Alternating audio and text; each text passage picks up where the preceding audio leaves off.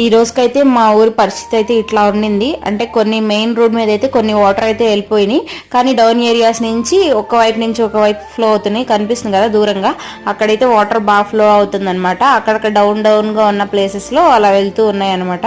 ఇదైతే ఒక సైడ్ అంటే కేసరపల్లి వెళ్లే సైడ్ ఇలా ఉండింది. అది ఇంకొక వైపు చూపిస్తాను. అంటే విజయవాడ వెళ్లే వైపు అయితే అస్సలు వాటర్ ఫ్లో అనేది అస్సలు తగ్గలేదండి. చెరువు అని చెప్పాను కదా, ఇదంతా చెరువులు రెండు ఇల్లులు మొత్తం కలిసిపోయినాయి.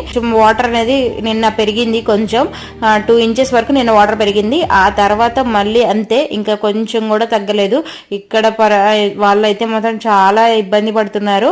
అసలు ఎలా ఉందంటే రోడ్డును చెరువు మొత్తం ఇంకా ఒక్కటే, ఇంకా మామూలుగా మనుషులు అయితే నడవలేరు. వెహికల్స్ కూడా, బైక్స్ అయితే వెళ్లే పని లేదు, ట్రాక్టర్ మాత్రమే.